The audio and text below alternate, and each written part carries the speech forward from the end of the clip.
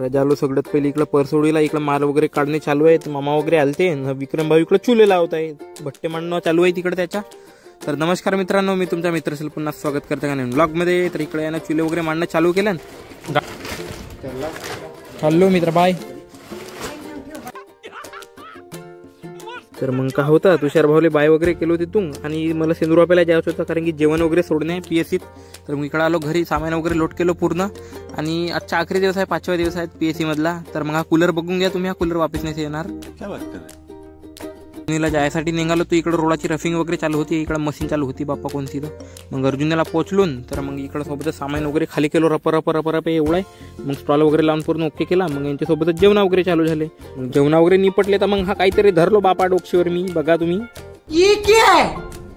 तो काही नव्हे तो डब्बा हो. मग जाताना टरबूज वगैरे भेटले तर मग पप्पाजीना उचलला टरबूज.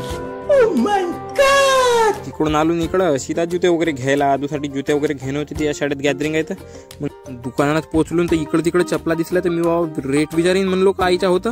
150 रुपया देगा. 80,000 के शूज है. 80,000 ऐसा विचार होता बाबा. 80,000 के नहीं 400 रुपए के जूते दिखाई आदू को. तो आदू पहन के नाच रही है. उनको सीधा डायरेक्ट खुश हो गई. देखो शूज है 80,000 के. तेरा घर जाएगा इसमें.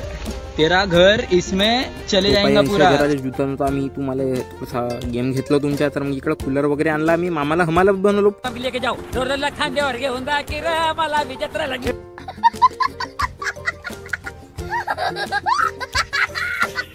होता मामासाहेब ना कूलर वगैरे आणून दिलं. तर त्याला थंडी हवा तर थोडीशी चारावं लागेल ना. मग याला झोपलो येते. मग हे बघा पहिल्याच गिअर मध्ये मनमानी हवा देऊन राहिला कूलर. आपला ब्लॉग कसा लागला तर नक्की सांगा. असे ब्लॉग बघण्यासाठी फॉलो सबस्क्राईब नक्की करा. आणि तुम्हाला 700 फॉलोअरचा टार्गेट दिलाय तर तुम्ही लवकरात कमेंट म्हणजे शेअर नक्की करा. दाबून शेअर करा.